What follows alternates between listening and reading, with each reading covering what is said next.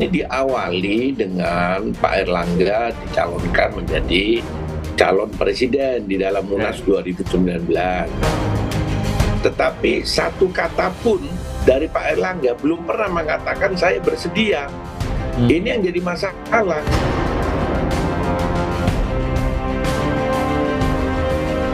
Jadi kalau saya ketua umum Golkar misalnya, saya mau perbaikin aja karena saya suka memperbaiki. Setiap kader yang merasa bertanggung jawab untuk pengabdian kepada partai, saya pikir semuanya terpanggil. Tapi lewat mekanisme partai, ya. Tidak ada. Ya. Forum tertinggi Rakernas Rapim Munas.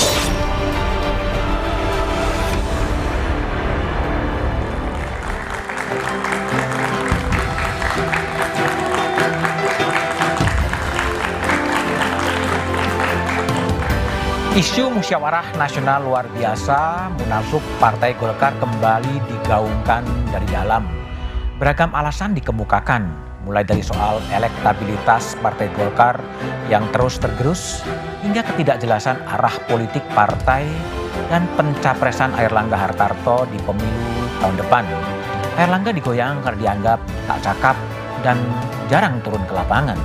Sehingga sampai saat ini Golkar tak kunjung menemukan dan menentukan mitra koalisi terkait Pilpres Februari 2024 nanti. Pemeriksaan Airlangga oleh Kejaksaan Agung dalam kasus korupsi ekspor minyak sawit mentah semakin menguatkan desakan Munaslup di Partai Beringin ini. Ini bukan yang pertama kali. Sebelumnya, partai ini juga kerap mengalami perpecahan jelang penyelenggaraan pesta demokrasi. Kenapa isu Munaslup kembali menggema? Benarkah partai ini tak solid lagi? Atau karena ada pihak yang ingin membajak partai ini? Inilah satu meja The Forum jelang pemilu, Golkar diadu dalam tanda petik. Bahwa kami itu prihatin melihat keadaan perkembangan Partai Golkar per hari ini. Kekhawatiran akan kondisi Partai Golkar disuarakan para politisi dan tokoh senior Golkar sejak pertengahan Juli 2023. Mulai dari elektabilitas partai yang terus turun hingga ketidakpastian sikap dari Ketua Umum Partai Golkar menentukan koalisi dan deklarasi capres, hingga dikritik tidak proaktif turun ke jalan. Pak Airlangga sudah ditentukan, sudah diputuskan oleh Munas dan Rapimnas menjadi capres dan cawapres, tapi hingga saat ini beliau tidak berbuat apa-apa. Airlangga harus segera membuat program Airlangga menyapa rakyat. Jadi dia harus turun ke bawah. Saya juga beri nasihat kepada saran Pak Airlangga lebih proaktif turun ke bawah lah gitu. Kapitalisasilah kehebatan daripada Golkar ini. Isu Munaslup untuk melengsarkan Airlangga dari kursi Ketua Umum pun disebut sebagai suara pribadi politisi, bukan mewakili Dewan Pakar Partai Golkar. Tapi secara institusi Dewan Pakarnya sendiri tidak pernah sedikit pun atau satu kata pun mengusulkan Munaslup. Bahkan dalam rapat pleno Dewan Pakar itu menyebutkan bahwa Ketua Umum Partai Golkar, Bapak Airlangga Hartarto, diminta untuk membuat poros baru. Di tengah goncangan yang mendera Partai Golkar, Airlangga Hartarto dihadapkan pada masalah baru. Menko Perekonomian itu diperiksa sebagai saksi selama 12 jam dan dicecar 46 pertanyaan oleh penyidik Kejaksaan Agung terkait kasus korupsi pemberian fasilitas ekspor minyak sawit mentah. Jika dilihat dari dua pemilu sebelumnya, konflik dan keretakan internal Partai Golkar seringkali terjadi jelang pemilu. Tahun 2014, internal Golkar pecah kongsi menjadi dua kubu mendukung koalisi dua partai politik yang berbeda. Tahun 2019, internal Golkar terbelah menjadi dua karena memberikan dukungan terhadap dua capres yang berbeda. Sementara, jelang pemilu 2024, Ketua Umum Airlangga Hartarto membantah pohon beringin Golkar sedang digoyang isu Munaslup. Nggak ada. Rapatnya di rumah Pak Agung lah. Iya, agendanya bukan itu. Kalau soal mau mengganti Bapak untuk capresin gimana Pak? Tidak ada. Pak Ridwan mengatakan tersebut Pak. Tidak ada. Jelang pemilu Golkar diadu, itulah tema satu meja The Forum malam ini. Di ujung sebelah kanan ada Ridwan Hisam, anggota Dewan Pakar Partai Golkar. Malam, Bang Ridwan. Di sebelah kanan ada Muhammad Hatta, Ketua Dewan Etik Partai Golkar. Malam, Bang Hatta. Di sebelah kiri saya ada Marjuki Darusman, anggota Dewan Pembina Partai Golkar. Malam, Bang Kiki. Dan ada pengamat politik Nyarwi Ahmad. Malam, Bang Nyarwi. Saya akan ke Bang Ridwan dulu ya. Saya baca di sejumlah media online ya, 2 organisasi sayap Golkar baku hantam, wartawan jadi korban gitu. Bung Ridwan ada di lokasi tadi siang? Ada. Apa yang terjadi sebetulnya? Sebetulnya ini kekurang dewasaan. Siapa? Dari organisasi AMPG. Karena undangan saya adalah yang diundang oleh kumpulan anak-anak muda Golkar yang menamakan diri Generasi Muda Partai Golkar. Oke. Inisiatornya itu adalah Doli Kurnia yang sekarang Wakil Ketua Umum DPP Partai Golkar, Sirajuddin itu mantan Sekjen Ketua Barisan Muda Kosguru 57 dan Muhammad Samsul Rizal. Nah ini 3 ini inisiatornya. Ini dulu dibuat saat menyelamatkan Partai Golkar saat Novanto ada masalah. Nah ini dan dipecat mereka semua sama Novanto, termasuk Doli. Nah setelah Novanto jatuh, dia mendukung Pak Airlangga GMPG ini dan membuat komitmen bahwa oke, kita dukung Pak Airlangga tapi harus bersih, karena waktu itu kan Mas SN kan ada masalah. Ya. Maka Airlangga membuat jargon Golkar bersih. Nah mereka tampil lagi karena melihat Golkar tidak bersih sekarang. Kalau bentrokannya apa yang terjadi sebenarnya asal muasalnya? Terus tadi itu dibilang tidak bersih. Bikinlah dia penyelamatan Partai Golkar. AMPG tersinggung. Kenapa kok pakai nama AMPG? Bukan KMPG, pakai nama Partai Golkar. Sehingga datanglah segerombolan orang yang saya juga tidak kenal, ada 1-2 lah pimpinannya saya kenal. Nah itu mencopot yang namanya spanduk. Nah itu. Tapi ada persaingan internal yang membuat terjadi konflik ya di antara 2 kelompok massa. Jadi cuma urusan itu aja. Jadi urusan masalah memakai nama. Urusan memakai nama. Memakai nama. Jadi tidak punya hak GMPG memakai nama Partai Golkar. Terus kenapa kemudian jadi wartawan kena pukul juga? Setelah itu saya datangi yang namanya pimpinannya. Saya bilang, siapa pimpinannya? Alex. Ketemu sama, Alex, kau kenal saya? Oh kenal Bang, Bang Ridwan. Di situ yang kau ambil ini ada foto saya, kau kembalikan. Oke. Kau selamatkan nama saya bilang gitu. Terus ada siapa namanya saya tidak tahu, mengatakan dia Wakil Ketua Umum AMPG. Bang, nama Partai Golkar tidak boleh dipakai oleh orang sembarangan. Ini kan tidak punya hak. Saya bilang ya. Terus abang, sudahlah abang jalan aja masuk, tapi jangan pakai nama. Saya bilang, saya jaga di sini. Saya bilang, saya bukan orang tawanan. Saya bilang gitu. Ada apa dijaga-jaga. Kalau mau masuk, kita diskusi di dalam. Nah, mereka ini polisi datang. Oh, di situ. Oke. Polisi datang, habis gitu wartawan keluar kan ada ribut-ribut. Nah, disitulah terjadi lempar-lemparan. Wartawan kena lemparan kursi. Oke. Baik, Pak Hatta. Kalau Pak Hatta lihat, apa yang terjadi tadi siang itu memang buntut dinamika internal di faksi-faksi di Partai Golkar atau apa yang sedang terjadi tadi? Saya lihat sebetulnya kader-kader Partai Golkar itu harusnya memahami tentang berbagai perangkat-perangkat ketentuan hukum organisasi. Dalam artian, jika kita menamakan satu kelompok organisasi menggunakan nama semacam kayak sub organisasi itu, apakah ini merupakan bagian yang dibentuk secara resmi oleh partai? Atau bukan? Atau sekelompok yang menamakan diri kader partai membentuk semacam organisasi atau bagian daripada dinamika ya daripada sekelompok anak muda untuk membuka forum yang tidak sesuai dengan ketentuan anggaran dasar, anggaran rumah tangga. Tadi itu ada yang tidak sesuai? Saya kira kan harusnya mengikuti ketentuan partai. Yang tidak sesuai yang mana? GMPG. Ya, GMPG ini kan satu nama yang tidak Tidak ada. Ada di dalam. Ada RT. Ada RT kita. Oke. Kan tidak merupakan sayap partai, ya, tidak merupakan organisasi yang didirikan atau mendirikan. Nah lalu ini kelompok apa? Buat kami dari Dewan Etik, tentunya kalau itu berbentuk dinamika dari sekelompok anak muda yang punya NPAG, punya kartu anggota Golkar, kita masih anggap ini sebagai bagian dari demokratis, ya, dinamika pemuda. Tapi kalau itu sudah menjurus kepada mengeruhkan suasana, membuat elektabilitas partai menjadi berkurang, turun. Nah ini masuk kepada kasus dugaan pelanggaran etik. Pelanggaran etik itu akan wilayah masuk Dewan Etik nanti? Kelihatannya demikian. Akan di Dewan Etik kan? Kelihatannya kami akan coba klarifikasi dulu. Klarifikasi? Nah, setelah itu kalau memang terdapat data-data pelanggarannya sesuai dengan kode etik, maka kami akan tingkatkan menjadi sidang pelanggaran etik. Oke. Bung Nyarwi, saya belum ke Bung Marzuki. Anda sebagai orang luar, ini apa? Warming up?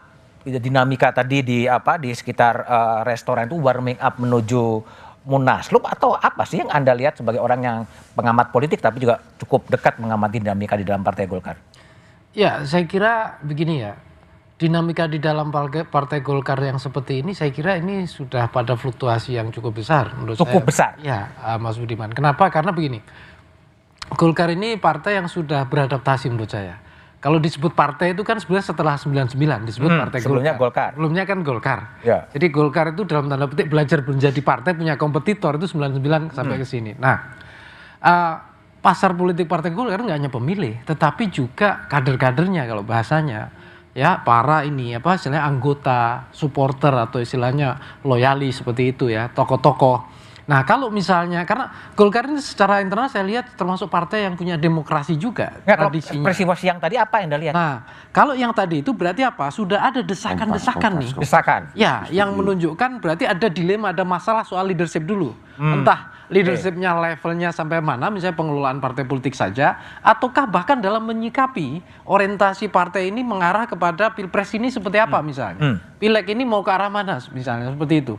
Nah ini yang saya kira memang leadership ini yang menurut saya di dalam kepemimpinan Partai Golkar mungkin ada ya diskursus, mungkin stylenya dianggap kurang pas atau perlu ditingkatkan. Kalau kita lihat tadi dari statement setelah Pak Luhut ya, terus juga statement yang lain sebelumnya Pak Ridwan juga, itu kan juga sebenarnya secara tidak langsung saya lihat improvement leadership dari kepemimpinan Pak Erlangga itu perlu ditingkatkan, kira-kira gitu. Baik, oke. Bung Marzuki, gimana Bung Marzuki lihat dinamika yang terakhir ya, semuanya Bahlil, Bang Luhut, semuanya berbicara sampai tadi ada warming up sampai terjadi kekisruan antar kader-kader Golkar. Bung Marzuki sebagai politisi senior dan Dewan Pembina lihatnya apa? Mas Budiman, saya mulai dengan joke ya. Ini dari zaman dulu Dewan Pembina mulai muncul dalam politik kita ini. Itu suka dikatakan begini. Kalau mau mematikan satu organisasi, bentuklah Dewan Pembinanya. Kalau mau mematikan, bentuklah Dewan Pembina. Gak berkutik itu organisasi. Oke. Tapi Dewan Pembina sekarang lain dengan yang dulu. Oh lain, oke. Sekarang gimana? Sekarang ya kita masih ambil sisa-sisa dari yang lalu. Dewan Pembina sekarang ini lebih sifatnya memberi saran, advice ya. Tapi ini persoalan yang tadi terjadi di Selipi ini saya setuju dengan Nyarwi? Mas Nyarwi, bahwa ini ada dinamika ya Mas Budiman.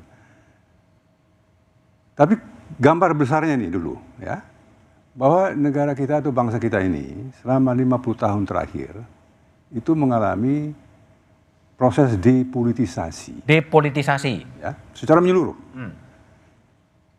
Politik yang ada sekarang ini bukan politik dinamika politik, tapi administrasi. Administrasi politik.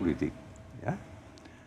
Dengan demikian, semua partai mengalami proses yang disebut proses involusi. Dinamika yang seharusnya ada di luar, itu berkumpul di dalam partai masing-masing. Jadi yang aneh, partai yang tidak ada dinamika seperti Golkar. Oh justru aneh? Itu yang aneh. Jadi Golkar sekarang wajar-wajar saja ya? Wajar. Ini mah jadi berita gitu ya? Inilah partai yang sebenarnya. Ya, menjadi aneh. Tapi memang persoalannya adalah hampir di setiap pemilu sebetulnya selalu muncul ya ketidaksolidan atau gejolak-gejolak di Partai Golkar, dalam Partai Golkar. Tapi jawabannya setelah jeda berikut ini.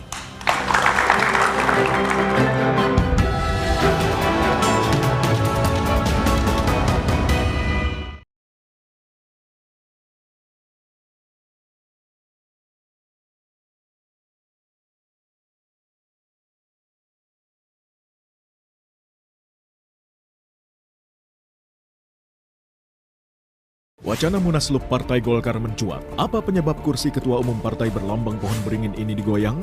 Benarkah karena elektabilitas partai yang merosot? Atau dampak dari terseretnya Airlangga dalam dugaan korupsi ekspor minyak sawit mentah yang kini tengah diusut Kejaksaan Agung? Simak pembahasannya dalam Satu Meja The Forum. Jelang pemilu, Golkar diadu, Rabu 26 Juli pukul 8:30 malam. Live di Kompas TV.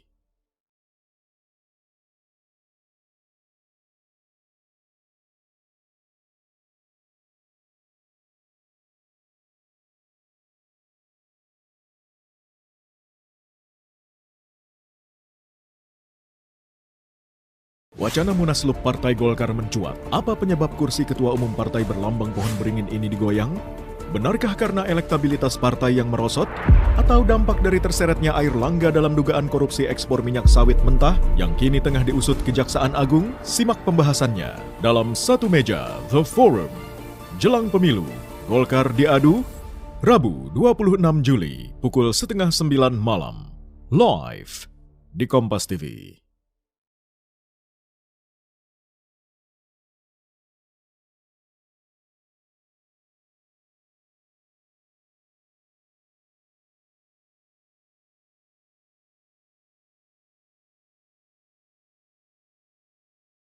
Wacana Munaslup Partai Golkar mencuat. Apa penyebab kursi ketua umum partai berlambang pohon beringin ini digoyang?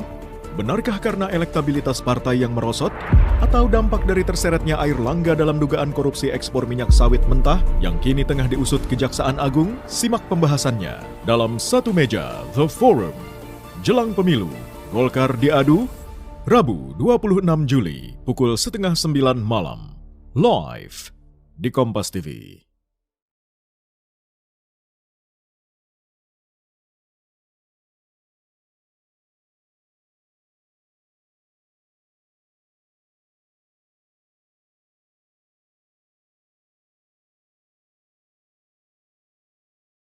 Wacana Munaslup Partai Golkar mencuat. Apa penyebab kursi ketua umum partai berlambang pohon beringin ini digoyang?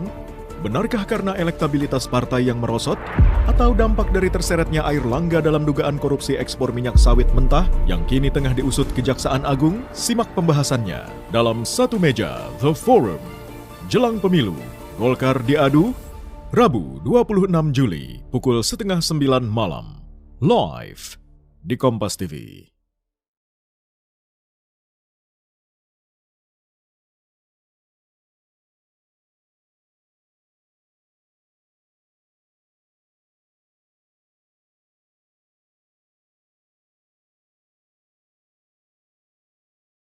Wacana Munaslup Partai Golkar mencuat. Apa penyebab kursi ketua umum partai berlambang pohon beringin ini digoyang? Benarkah karena elektabilitas partai yang merosot? Atau dampak dari terseretnya Airlangga dalam dugaan korupsi ekspor minyak sawit mentah yang kini tengah diusut Kejaksaan Agung? Simak pembahasannya dalam Satu Meja The Forum. Jelang pemilu, Golkar diadu, Rabu 26 Juli pukul 8:30 malam. Live di Kompas TV.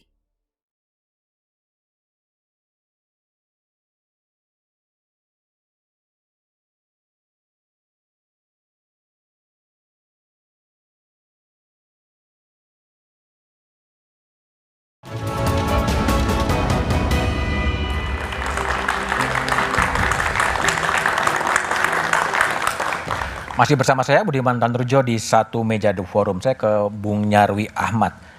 Anda kalau diamati ya, menjelang pemilu selalu ada kisruh di Partai Golkar. Apa yang sebenarnya Anda baca? Ini kutukan kepada Golkar atau kebiasaan sih dibuat begini? Ya bisa dua-duanya juga Mas Budiman. Tapi lebih kalau banyak disebut kebiasaan memang terjadi terus-menerus. Kalau disebut kutukan, kenapa peristiwa itu nggak bisa dihindari gitu ya? Seperti berulang gitu ya. Tapi begini, dinamika Golkar ini kalau menurut saya ya, sebagai partai justru kenapa hanya 5 tahunan atau kalau nggak munaslup pemilihan ketum, cuma itu saja. Justru padahal sebenarnya kan kalau Golkar ini potensinya kan juga luar biasa. Mestinya dinamikanya jauh lebih banyak dong. Isu-isu soal model kepemimpinan atau apapun gitu ya. Tapi karena mungkin ya Golkar ini belum sepenuhnya ya, saya masih ingat ya, tahun 99 itu kan Golkar baru berlatih menjadi market oriented party. Tidak hanya partai Mas Budiman, ada Mas Ruli Khairul Azwar itu menulis risetnya market oriented party, Golkar di Mas Bang Akbar. Jadi Golkar yang dulu itu bukan difasilitasi oleh pemerintah sebagai golongan karya gitu. Nah tiba-tiba harus punya kompetitor, tiba-tiba juga harus mencari sumber daya dan menggunakannya untuk mendapatkan kepercayaan pemilih. Nah, tetapi kan kalau kita lihat tadi data misalnya ya, 2004 kan pemenang, tapi kan kemudian di masa Bang Akbar kemudian berkurang terus. Nah, saya lihat terkait di pertanyaan 5 tahunan justru dinamika internal itu tidak didrive atau tidak digerakkan oleh semangat misalnya ke pemilih kayak ini, tapi lebih kepada kompetisi. Nah, ini yang saya lihat walaupun ada pola yang berubah Mas Budiman. Kalau sebelumnya itu dinamika terasa karena misalnya orientasi pada capres, siapa yang didukung, atau pada misalnya bergabung ke koalisi misalnya seperti itu. Nah, ini justru saya lihat desakan untuk mendorong misalnya ya sosok pemimpinnya menjadi capres gitu atau mendeklarasikan gitu, atau katakanlah Golkar ini supaya punya bargaining bagus kira-kira seperti apa leadershipnya. Nah, saya kira ini agak berbeda. Ya, tapi oke. Bung Ridwan, ini berbeda. Tapi Anda juga menyuarakan munaslup. Ini serius ya? Saya tidak menyuarakan munaslup. Loh, yang disanakan apa? Keputusan Dewan Pakar pada saat kita rapat itu ada 3. Tidak ada kata-kata munaslup. Jadi si Aceh tadi benar. Ada pembatas waktu, Agustus. Secepat-cepatnya deklarasi, bikin poros baru, paling lambat Agustus. Pertanyaan wartawan, Pak Ridwan kalau Agustus belum deklarasi bagaimana? Ya saya bilang, dirubah keputusan Munas itu yang mencapreskan Erlangga. Loh rupanya gimana? Ya melalui forum Munaslup. Jadi Munaslup itu pertanyaan wartawan gitu? Pertanyaan wartawan, saya jawab. Ya, tapi Anda serius mengusulkan Munaslup?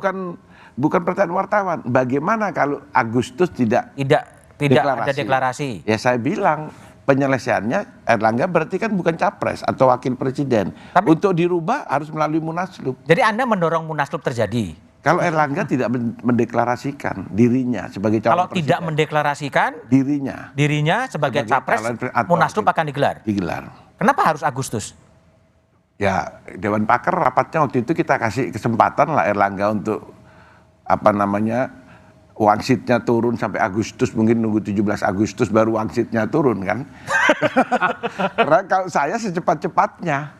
Oke. Makanya di situ di keputusan Dewan Pakar secepat-cepatnya. Secepat-cepatnya dideklarasikan. Deklarasikan paling lambat Agustus. Paling lambat Agustus. Ya, oke. Itu rapat tanggal 9 Juli. Batas Pak Hatta. Jadi gimana? Ada batas Agustus kalau tidak dideklarasikan ya harus ada Munas luar biasa. Dari perspektif Dewan Etik, Dewan Pakar itu tidak punya kewenangan untuk deadline. Tidak ngasih deadline. Jadi kalau memberikan masukan segala macam kepada ketua umum itu oke ya. Pakar kok nggak bisa keceplosan gitu. Kalau gimana? Ya kalau deadline saya kira itu substansi yang memang dianggap tidak sesuai dengan etika tentunya. Karena tidak boleh memberikan deadline. Tidak boleh memberikan deadline. Tidak boleh memberikan deadline. Nah satu itu, dan kedua ya Pak Budiman, bahwa kalau kita perhatikan saat ini, tentunya setelah ada Dewan Etik ya, maka kriteria yang namanya Munaslup itu harus terpenuhi. Dari daerah? Kriteria substansi. Substansi. Ya. Jadi kalau 2/3 menginginkan ada Munaslup, kriterianya ini terpenuhi tidak. Oke. Yang namanya posisi partai dalam keadaan darurat itu seperti apa? Saat ini kami melihat seluruh daerah bekerja. Berarti nggak ada apa-apa dong? Dari segi etik tidak ada satupun DPD 2, DPD 1 yang mengusulkan adanya Munaslup. Jadi kalau tadi Dewan Pakar ngomong soal memberikan deadline, offset juga sebetulnya? saya kira dari perspektif kami itu kewenangan memberikan deadline itu bukan kewenangan Dewan Pakar. Jadi deadline itu tidak boleh diberikan. Dan karena ini kan amanat yang diberikan oleh Munas ini sebetulnya bukan Erlangga harus menjadi capres atau cawapres.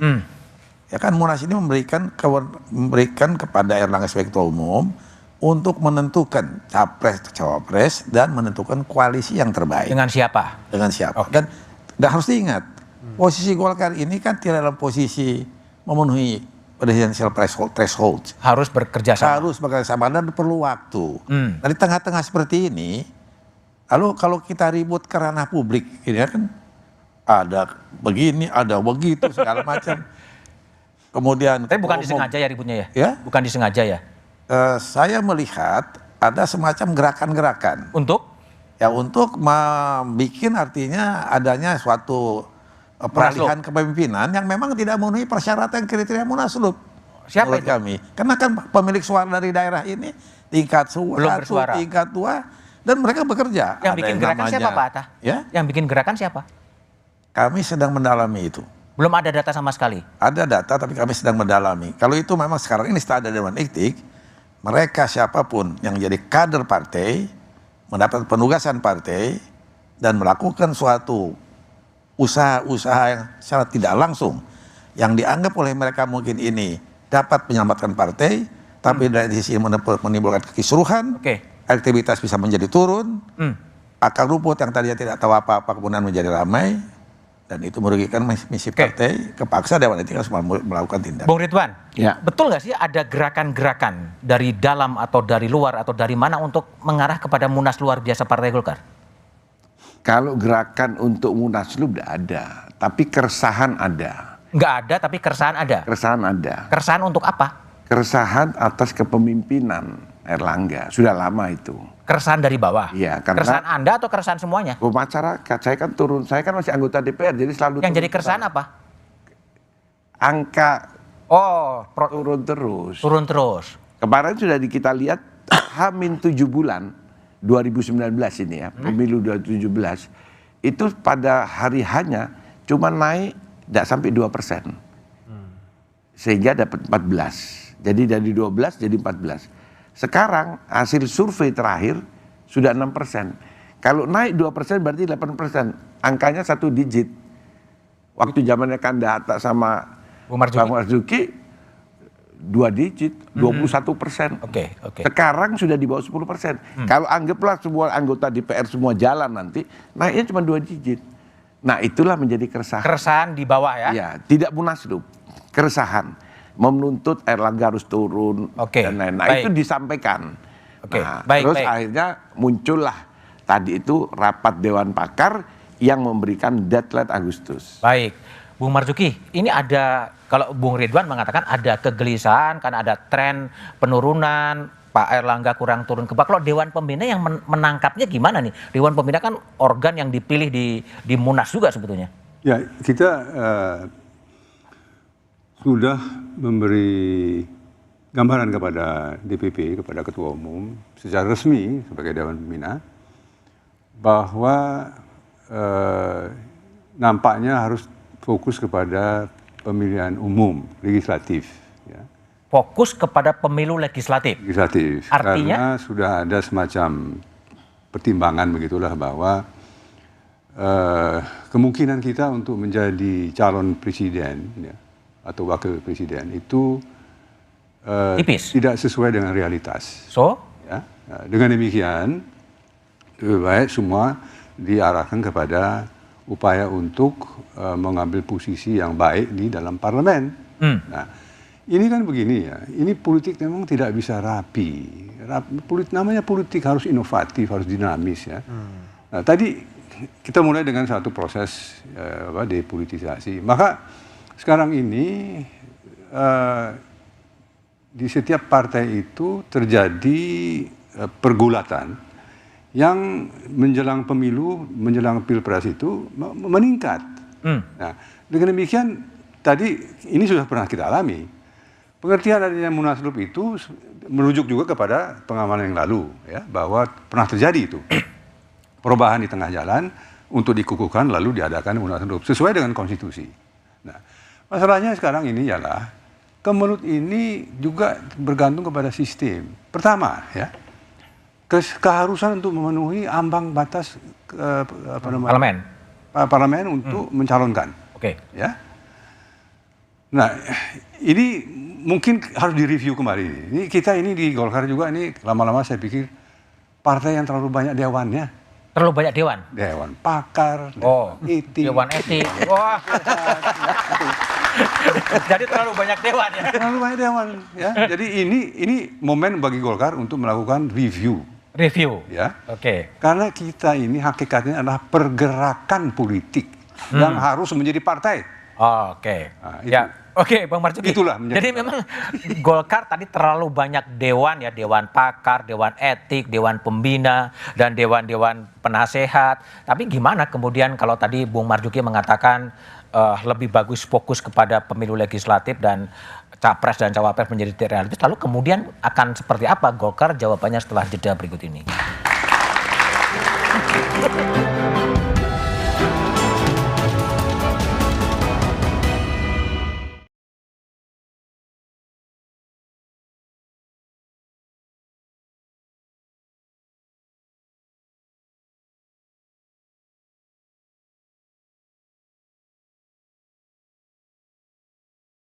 Wacana Munaslup Partai Golkar mencuat. Apa penyebab kursi ketua umum partai berlambang pohon beringin ini digoyang? Benarkah karena elektabilitas partai yang merosot? Atau dampak dari terseretnya Airlangga dalam dugaan korupsi ekspor minyak sawit mentah yang kini tengah diusut Kejaksaan Agung? Simak pembahasannya dalam Satu Meja The Forum. Jelang pemilu, Golkar diadu, Rabu 26 Juli pukul 8:30 malam. Live di Kompas TV.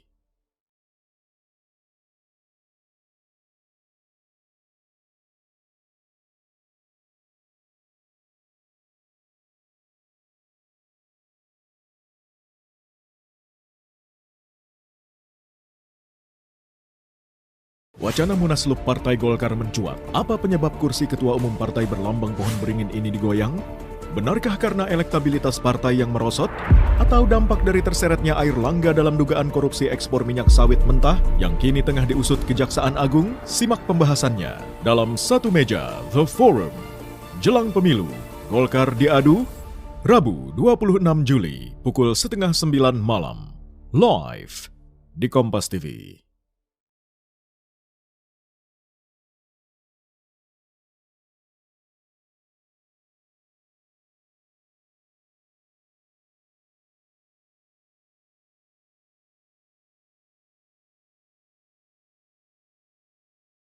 Wacana Munaslup Partai Golkar mencuat. Apa penyebab kursi ketua umum partai berlambang pohon beringin ini digoyang? Benarkah karena elektabilitas partai yang merosot? Atau dampak dari terseretnya Airlangga dalam dugaan korupsi ekspor minyak sawit mentah yang kini tengah diusut Kejaksaan Agung? Simak pembahasannya dalam Satu Meja The Forum. Jelang pemilu, Golkar diadu, Rabu 26 Juli pukul 8:30 malam. Live di Kompas TV.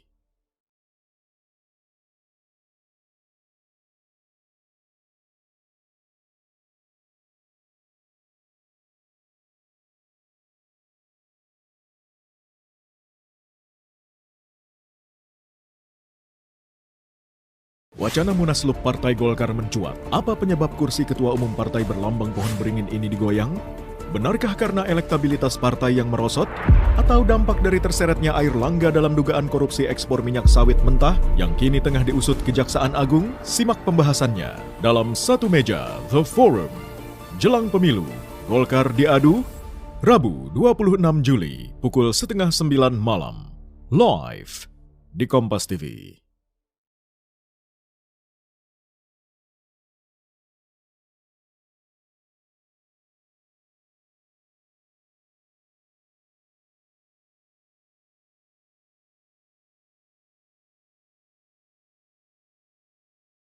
Wacana Munaslup Partai Golkar mencuat. Apa penyebab kursi ketua umum partai berlambang pohon beringin ini digoyang?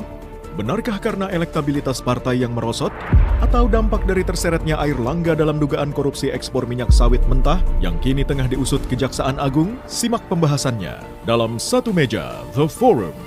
Jelang pemilu, Golkar diadu, Rabu 26 Juli pukul 8:30 malam, live di Kompas TV.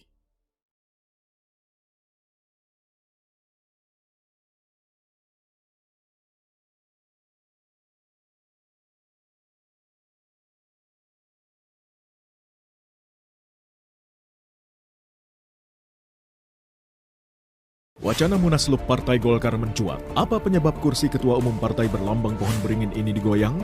Benarkah karena elektabilitas partai yang merosot? Atau dampak dari terseretnya Airlangga dalam dugaan korupsi ekspor minyak sawit mentah yang kini tengah diusut Kejaksaan Agung? Simak pembahasannya dalam Satu Meja The Forum. Jelang pemilu, Golkar diadu, Rabu 26 Juli pukul 8:30 malam, live di Kompas TV.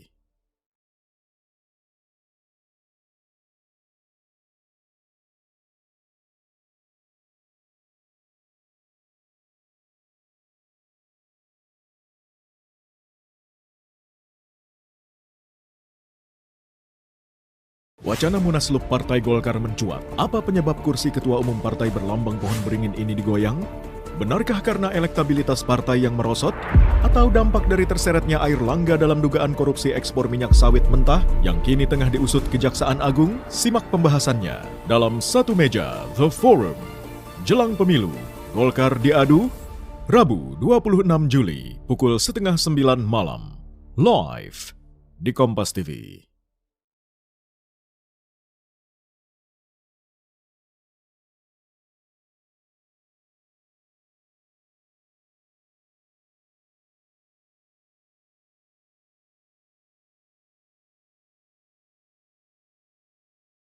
Wacana Munaslup Partai Golkar mencuat. Apa penyebab kursi Ketua Umum Partai berlambang pohon beringin ini digoyang? Benarkah karena elektabilitas partai yang merosot? Atau dampak dari terseretnya Airlangga dalam dugaan korupsi ekspor minyak sawit mentah yang kini tengah diusut Kejaksaan Agung? Simak pembahasannya dalam Satu Meja The Forum. Jelang pemilu, Golkar diadu, Rabu 26 Juli pukul 8:30 malam, live di Kompas TV.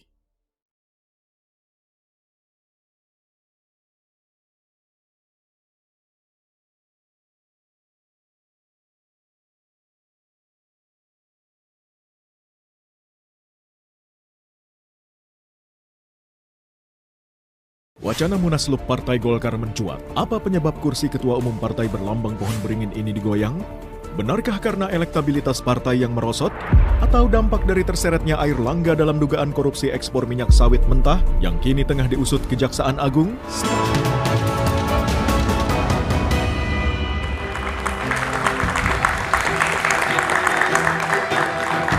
Masih bersama saya Budiman Tanrujo di Satu Meja The Forum. Kembali ke Pak Hatta, Ketua Dewan Etik. Disebut-sebut ada gerakan ya untuk menggoncang Golkar. Dari dalam atau dari luar? Dari dalam. Dari dalam. Kami kan pernah memanggil untuk klarifikasi satu kader partai yang membuat konferensi pers dan menyatakan perlunya Munaslup dengan kriteria ABCDE. Nah, setelah kami panggil, kami sidangkan segala sesuatunya, kita melihat memang dan diakui ada gerakan yang memang berusaha menghubungi daerah-daerah. Dan konon kabarnya 2/3 daerah itu mau Munaslup. Yang setelah kami cross check, ternyata tidak benar. Tidak benar? Nah, itu kan gerakan. Nah, gerakan ini juga mengkerucut kepada upaya untuk mengganti posisi Ketua Umum melalui Munaslup. Yang saya pertanyakan, di saat partai saat ini udah menjelang pemilu dan pilpres, waktu yang begini sempit, daerah sedang bergerak, ada penugasan fungsionaris, mereka bergerak, ada rakerda, ada berbagai pelatihan-pelatihan caleg dan lain-lain. Oh, tiba-tiba ada suara mau Munaslup. Loh, itu yang goyang siapa sebetulnya? Kami sekarang dari tingkat klarifikasi dengan bahan yang ada, kami akan tingkatkan menjadi dugaan pelanggaran etik. Pelanggaran etik ini ada ringan, ada sedang, ada berat. Itu unsur di DPP? Bukan unsur DPP, tapi keluarga besar Golkar. Keluarga besar Golkar yang menggalang adanya menghubungi daerah-daerah untuk Munaslup. Daerah, ada intimidasi, ada ancaman. Berarti orangnya kuat banget dong? ya tentu kalau tidak ada yang dukung merasa orang besarnya mungkin merasa mereka tidak berani, kemungkinan besar, kita tidak tahu persis. Kemungkinan besar ada orang besar. Saya tidak bisa, orang besar kan bisa kena gemuk. Iya, Bung Ridwan, ada orang besar gitu. Saya ini orang besar badannya. Enggak, tapi bisa punya penetrasi menghubungi DPD untuk menciptakan Yang bersangkutan, dan saya tidak akan sampaikan di forum ini, kami rekam menyebut nama.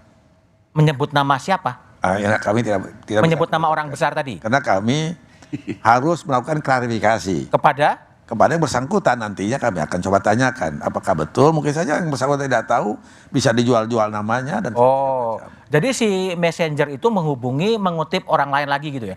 Ya, mengutip dan menyampaikan kepada mereka yang di bawah itu bahwa jika kami memang nanti yang kuat, yang menang, kalian akan kami habiskan kalau tidak ikut.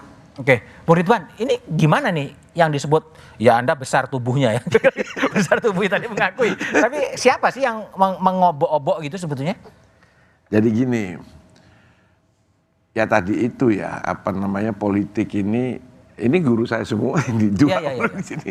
Jadi saya kalau bicara politik ya grogi juga kalau di depannya kan data sama Kang Kiki ini kan agak grogi saya. Ya tapi ya kan Anda kan justru orang yang banyak bersuara, punya informasi yang lebih luas sebetulnya. Kalau saya sih melihat ini biasa-biasa saja. Loh kok biasa? Biasa. Ada gerakan-gerakan? Tidak ada. Bukan tidak ada, tapi biasa. Hah? Karena Golkar itu akan besar apabila ada goro-goro. Tapi gerakannya ada kan? Untuk goro-goro. Untuk goro-goro. Kalau penyelesaiannya goro-goro itu bagus, menang dia. Bang Akbar bisa menyelesaikan dengan baik, menang 2004. Kalau Erlangga tidak bisa menyelesaikan goro-goro ini, tambah ambles memang. Ini jadi, ujian kepemimpinan gitu? Ya bisa juga. Loh, tadi kan Bung Ridwan mengatakan memberikan deadline Agustus untuk mendeklarasikan sebagai calon presiden. Ya supaya ada goro-goro. Goro-goro apa? Apapun. Kenapa tidak dideklarasikan? Loh, tanya Erlangga. Hah? Tanya Erlangga kenapa kok tidak Tapi kalau tidak dideklarasikan saya sebagai capres atau cawapres, Munaslup akan tetap didorong? Untuk merubah tadi itu keputusan Munas. Keputusan Munas harus dirubah dengan Munas. Nggak bisa dengan Rapim. Mau diubah seperti apa? Ya bebas. Tidak ada calon presiden, tidak ada wakil presiden. Sesuai dengan Dewan Pembina tadi ya kita fokus aja ke pilihan presiden, pilihan legislatif. Tadi kalau Bang Luhut mengatakan dalam wawancara dengan Rossi siap menjadi ketua umum Golkar gitu. Ya. Itu bagian dari skenario juga? Oh enggak, itu kan karena banyak yang datang. Saya datang ke Bang Luhut. Saya tuh datang ya ke Bang Akbar. Ke Bang Ical. Ke Agung. Kalau Agung sering karena ini saya. Nah, kalau Kandahata saya dipanggil klarifikasi. Nah, itu. Jadi saya sampaikan semua, termasuk ke Bang Luhut. Ini loh ada keresahan. Nah, terus Bang Luhut, Opung menyampaikan. Ya tadi yang diwawancara Rossi itu. Oke. Bung Nyarwi, ini kalau Anda baca, dinamika di dalam Golkar atau gerakan-gerakan ini murni dari dalam Golkar atau memang ada orang yang memang menempatkan Golkar sebagai proksi gitu untuk ngacak-ngacak dari dalam? Ya, yang pertama jelas ya. Kalau di dalam internal Golkar itu nggak ada seperti keretakan atau fraksi atau dinamika, itu nggak mungkin dong yang dari luar juga bisa masuk kan gitu loh. Dalamnya ada dulu? Ya iya dong kan gitu. Karena kan kita ini kan secara umum ya kita udah sistem demokrasi. Golkar juga sudah sebagai partai modern juga eksis kira-kira gitu. Nah kalau misalnya tadi, ini kan saya lihat ya Mas Budiman, isu yang paling menonjol itu bukan apakah Pak Erlangga mau diganti atau tidak, bukan. Tetapi aspek leadership di dalam Golkar tuh menurut saya. Ini yang dikritik. Jadi tokoh-tokoh termasuk pimpinan Golkar ini kan banyak di semua daerah juga ada, di pusat juga ada. Itu mengharapkan leadership yang lebih modelnya istilahnya lebih baik lah. Ya, ada strategi yang lebih canggih misalnya, baik untuk pileknya bagaimana, pilpresnya bagaimana. Terlepas bahwa apakah strategi itu termasuk tadi membuat goro-goro tadi istilahnya Pak Ridwan Hisam gitu, itu juga bagian untuk tadi misalnya meningkatkan militansi misalnya begitu, atau mungkin ada istilahnya model pembagian tugas kinerja. Jadi kalau kita melihat partai itu kan, partai kan harus eksis nih. di kantor partai itu sendiri, istilahnya partai novis. Nah gini, coba kita lihat fenomena yang terakhir ya, seperti Pak Airlangga Hartarto kemudian diperiksa 12 jam ya di kasus CPO dan lain sebagainya. Ini murni sebuah pemeriksaan hukum atau memang ini sesuatu yang terorkestrasi sebetulnya? Ya, kalau itu kita tidak bisa mengatakan 100% tidak terorkestrasi ya, Mas. Artinya ada yang mengorkestrasi? Ya, otomatis peluang itu jelas ada. Kenapa? Karena kan kita tahu misalnya fakta hukum misalnya, kan pasti data itu sudah ada. Tapi kenapa baru kemarin misalnya? Ya itu kan kejaksaan bisa menjelaskan, mungkin kasusnya banyak, daftar antriannya banyak, misalnya kayak orang di rumah sakit misalnya yang diperiksa banyak kan ya harus antri misalnya begitu. Nah itu contoh sederhana. Jadi ada interrelasi antara dinamika internal dengan pihak luar? Kalau menurut saya tetap ada, itu nggak bisa dielakkan. Faktanya kan kita bisa melihat juga kan gitu. Artinya dan ini kan posisi ketua umum.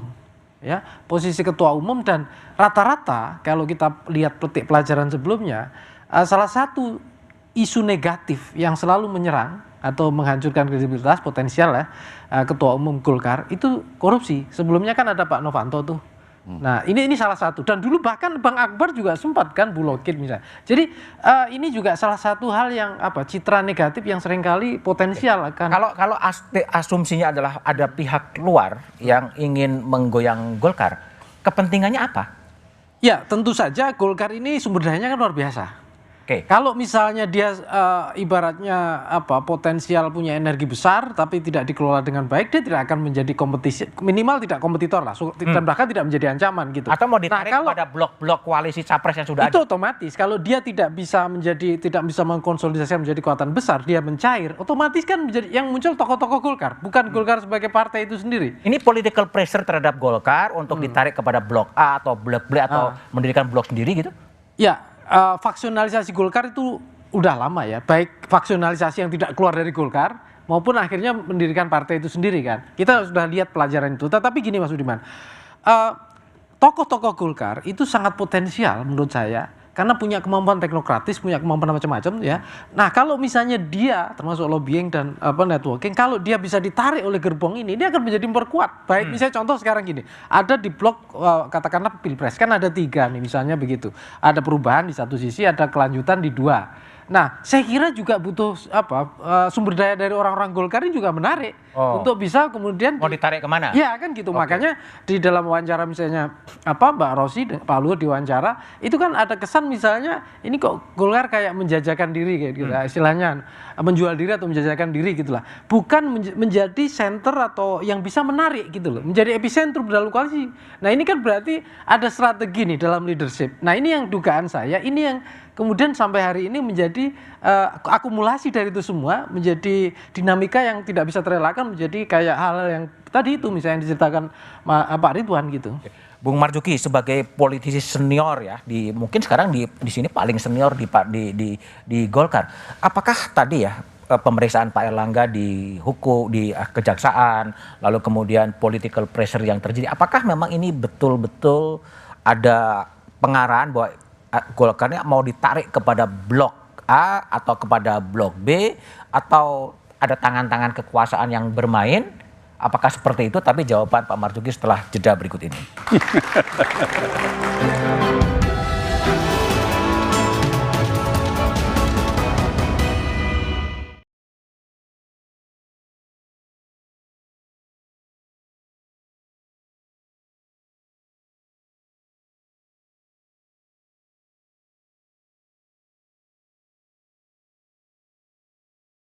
Wacana Munaslup Partai Golkar mencuat. Apa penyebab kursi ketua umum partai berlambang pohon beringin ini digoyang? Benarkah karena elektabilitas partai yang merosot? Atau dampak dari terseretnya Airlangga dalam dugaan korupsi ekspor minyak sawit mentah yang kini tengah diusut Kejaksaan Agung? Simak pembahasannya dalam Satu Meja The Forum. Jelang pemilu, Golkar diadu, Rabu 26 Juli, pukul 8:30 malam. Live di Kompas TV.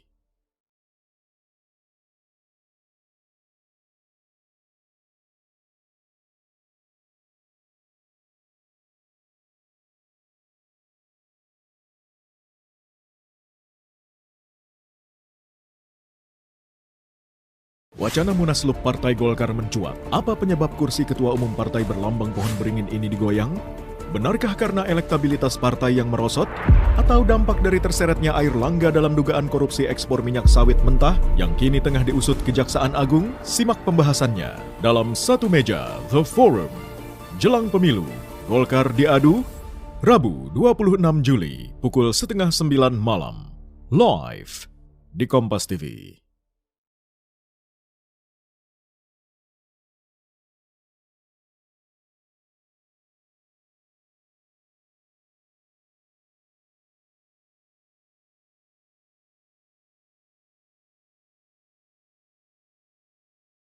Wacana Munaslup Partai Golkar mencuat. Apa penyebab kursi Ketua Umum Partai berlambang pohon beringin ini digoyang?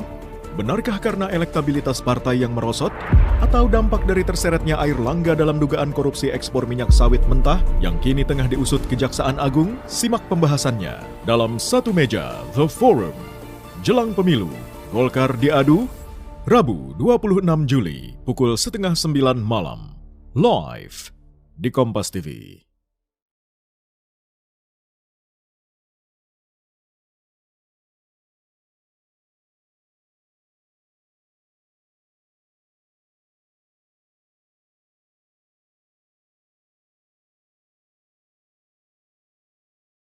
Wacana Munaslup Partai Golkar mencuat. Apa penyebab kursi Ketua Umum Partai berlambang pohon beringin ini digoyang? Benarkah karena elektabilitas partai yang merosot? Atau dampak dari terseretnya Airlangga dalam dugaan korupsi ekspor minyak sawit mentah yang kini tengah diusut Kejaksaan Agung? Simak pembahasannya dalam Satu Meja The Forum. Jelang pemilu, Golkar diadu, Rabu 26 Juli pukul 8:30 malam. Live di Kompas TV.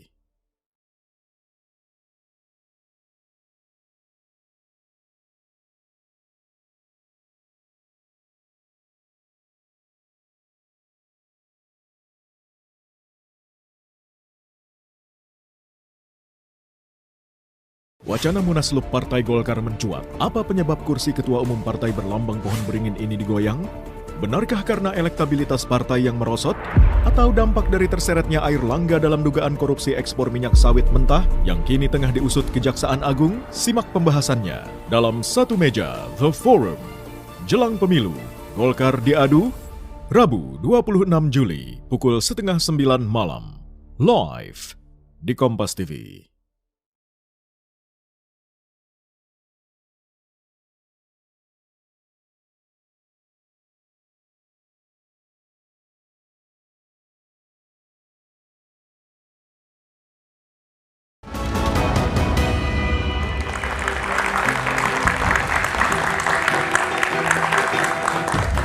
Masih bersama saya Budiman Tanrujo di Satu Meja The Forum. Bung Marzuki Darusman, betul nggak sih kalau bacaan Anda atau intuisi politik Anda atau misalkan data-data yang ada tangan-tangan luar, tangan-tangan kekuasaan yang ikut masuk dalam menggoncang Partai Golkar?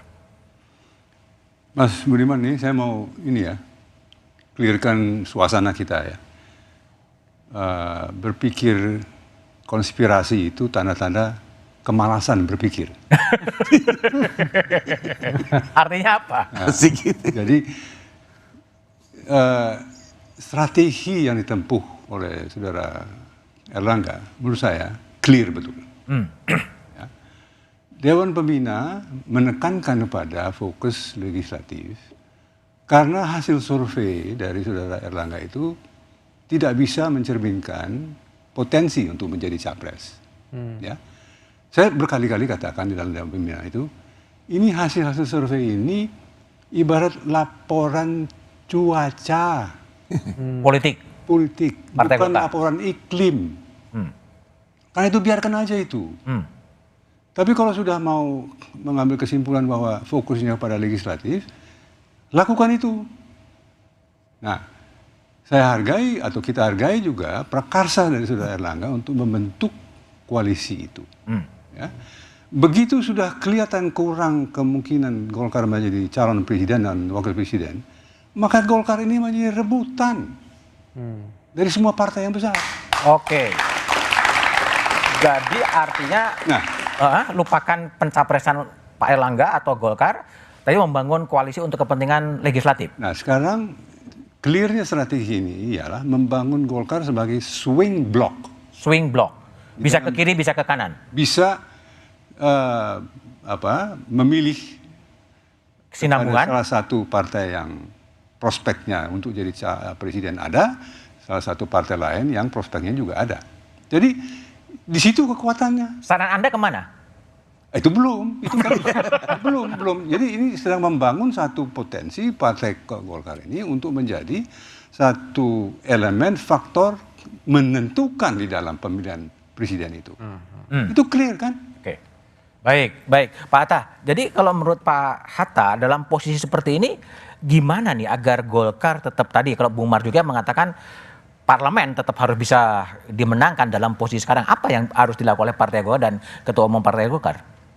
Saya ingin mengklirkan dulu perspektif etis ya dari apakah memang perolehan suara Pak Erlangga yang dianggap sekarang survei kecil atau leadership kepemimpinannya yang dianggap ada kelemahan-kelemahan, apakah dua hal ini masuk kriteria etik yang bukan kriteria bisa menguatkan menjadi munaslup?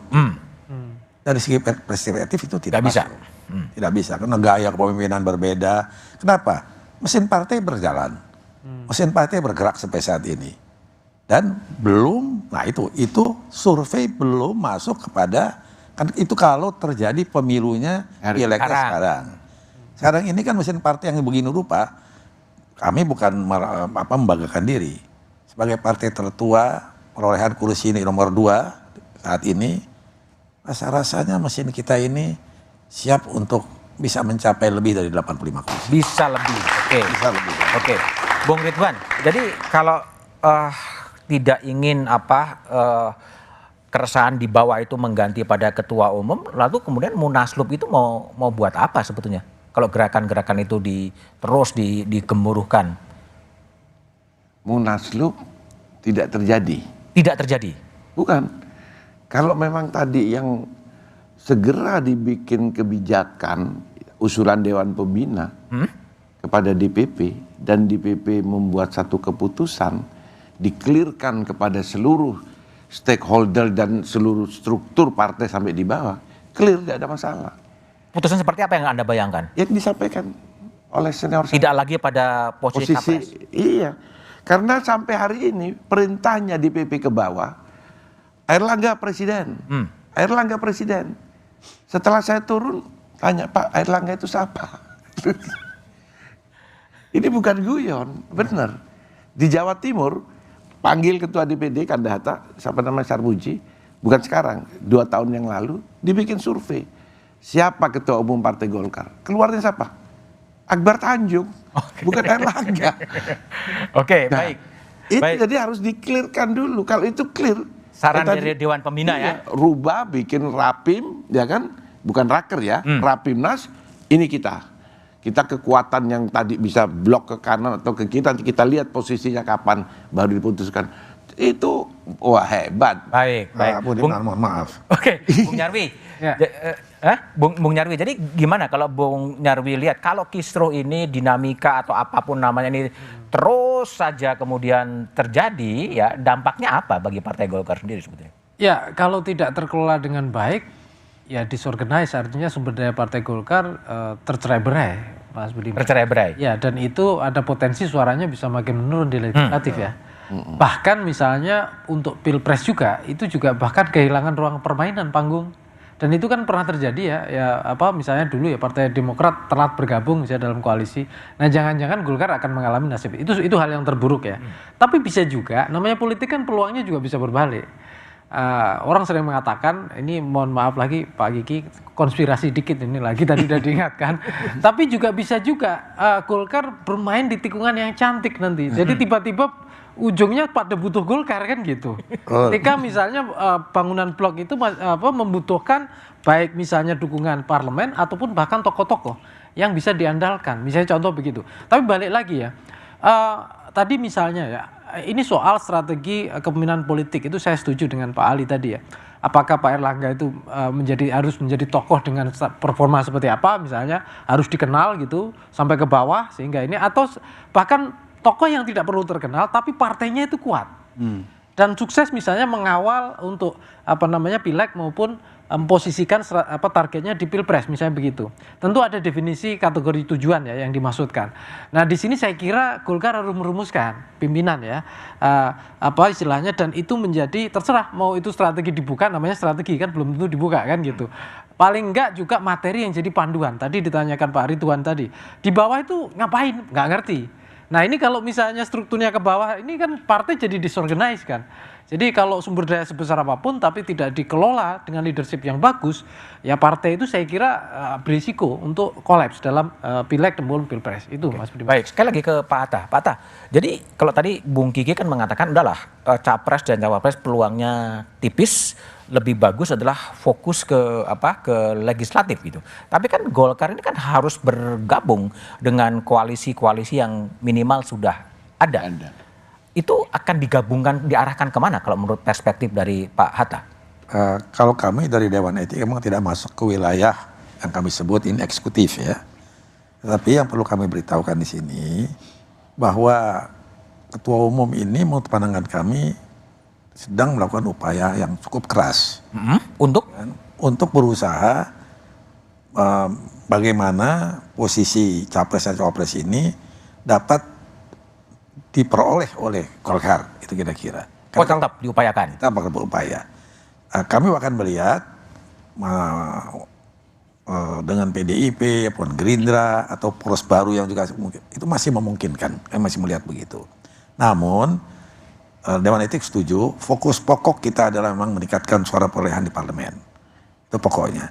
Namun kalau sekarang ini karena masalah amanat Munas yang dianggap kemungkinan tidak bisa dilaksanakan oleh Ketua Umum, gitu kan, mengharuskan Munaslup, Dewan Etik melihat bahwa program yang dihasilkan oleh Munas, program-program 5 tahunan itu, termasuk soal capres-cawapres itu bagian daripada program evaluasinya tidak perlu di Munaslup. Tidak perlu di Munaslup. Ada Rapimnas, ada tingkat ini, Rapimnas diperluas, gitu kan.